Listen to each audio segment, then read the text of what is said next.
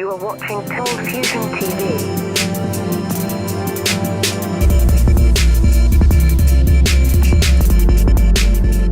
Hi, welcome to another Cold Fusion video. In the last robotics episode, we took a look at the most realistic robots in terms of strictly interaction or movement. Now we're going to take a look at the juicy stuff.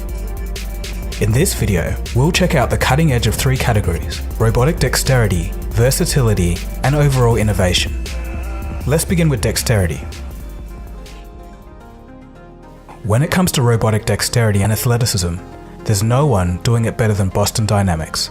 The company, now owned by the Japanese firm SoftBank, was founded in 1992 and has since risen to become the leader in robotics. Atlas is a 6-foot humanoid robot that's been designed for search and rescue.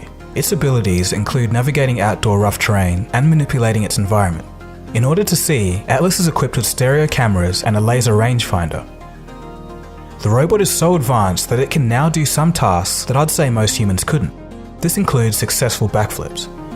When released in 2013, Atlas was an absolute breakthrough in humanoid robotics, as it could easily walk on uneven surfaces and even snow-covered terrain, and it can get up when knocked over. This is something that the previous generation of humanoid robots couldn't manage. Maybe to put some minds at ease, the Department of Defense has stated that it has no interest in using this robot for offensive or defensive warfare. Spot Mini. The canine-inspired Spot Mini weighs about 25 kilograms or 55 pounds and is much lighter than other Boston Dynamics robots. It runs off electricity and can operate for about 1.5 hours. Spot Mini is also the quietest robot from Boston Dynamics. In February 2018, a video of Spot Mini opening a door with a claw made it to #1 on YouTube trending, and a lot of people did find it a bit creepy, especially if they were a fan of Black Mirror, but I really just see good mechatronics engineering.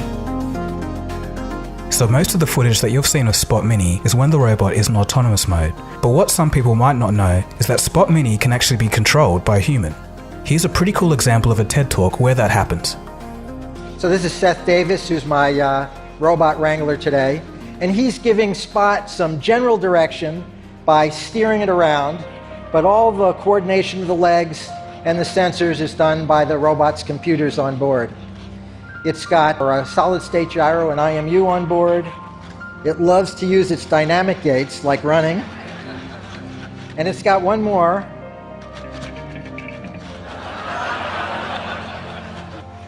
Some of you may see that as a head and a neck, but believe me, it's an arm.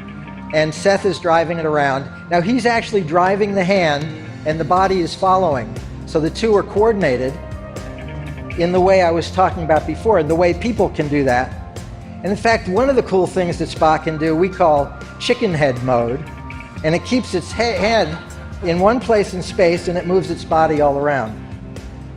There's a variation of this that's called twerking. So Spot, I'm feeling a little thirsty. Could you get me a soda? Now for this demo, Seth is not doing any driving. We have a LiDAR on the back of the robot and it's using these props we put on the stage to localize itself. It's gone over to that location. Now it's using a camera that's in its hand to find the cup, picks it up, and again, Seth's not driving. So we planned out a path for it to go. It looked like it was going off the path. And now Seth's going to take over control again because I'm a little bit chicken about having it do this by itself. Thank you, Spot.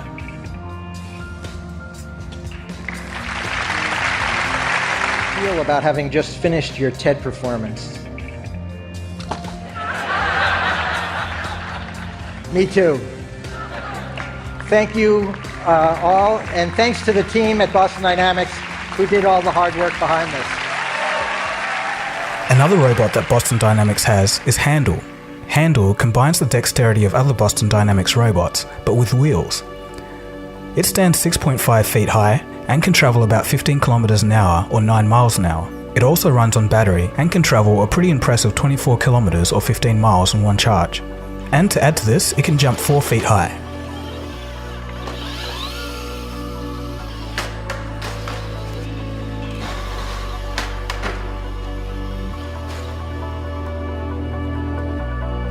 Versatility. Honda's Asimo robot takes the cake for the most versatile robot in terms of ease of integration into various target markets. ASIMO, which stands for Advanced Step in Innovative Mobility, has the ability to make sense of its environment via facial and sound recognition, but this goes a step further.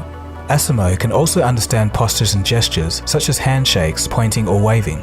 This enables the robot to interact with humans quite well. It's also capable of detecting the movement of multiple objects, including distance and direction.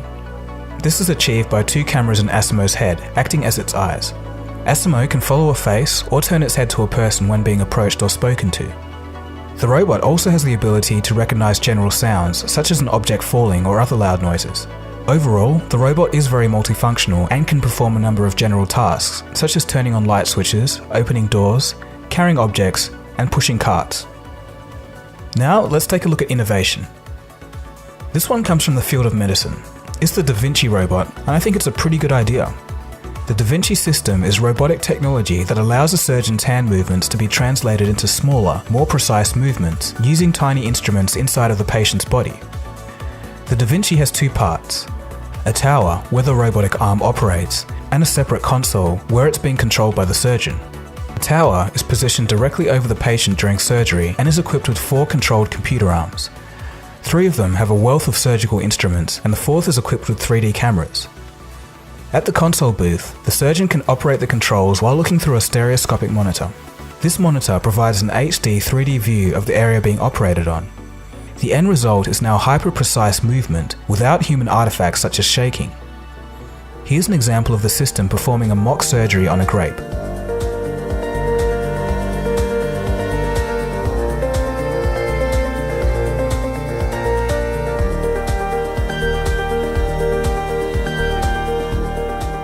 In the medical field, the Da Vinci is currently used for cardiac surgery, general surgery, head and neck surgery, urologic surgery, and various other surgeries.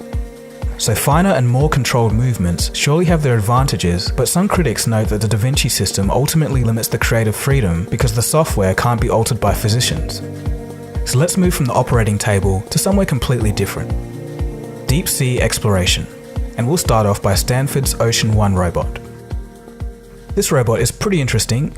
It's a humanoid android that stands in between a human diver and an autonomous underwater vehicle. Stanford's Ocean One robot is supposed to dive into areas that are too dangerous for humans and likely to be damaged by traditional autonomous vehicles, areas such as coral reefs. Ocean One is controlled by a human who receives haptic feedback on the controls when the robot touches something. So the next robot takes this idea a little bit further. It's a fish robot called SoFi. In general, we as humans know next to nothing about the vast oceans on this planet and the life that lives within it. For example, the very first footage of the elusive Greenland shark, which can live for more than 400 years, was only captured in 2011. One solution is to have a robot that actually looks like a convincing part of wildlife, so it can swim close to and study ocean ecosystems without being detected. MIT researchers have recently just successfully tested SoFi in deep diving, and it can swim up to 40 minutes at once. It easily handled currents and took high-resolution photos and videos using a fisheye lens, somewhat ironically. Robert Katzmann is head of this research at MIT's Computer and Science Artificial Intelligence Laboratory, and he says, quote, "To our knowledge, this is the first robotic fish that can swim underneath in 3 dimensions for extended periods of time. We are excited about the possibility of being able to use a system like this to get closer to marine life than humans could ever get on their own." End quote. The scientists hope that SoFi can shed some light on the ocean's deep mysteries. Staying on the topic of animals, our next robot is a cat. OpenCat is an interesting approach to robotics. It's a low-budget, yet capable, simple kit project for those wanting to learn about robotics.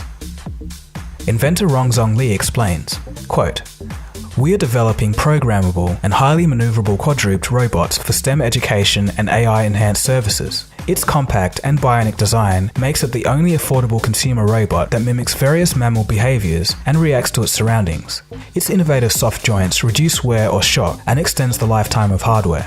End quote. There are 2 versions, one that uses an Arduino motion module for real-time adaptation, and a full version which uses a Raspberry Pi to enable AI-enhanced perception.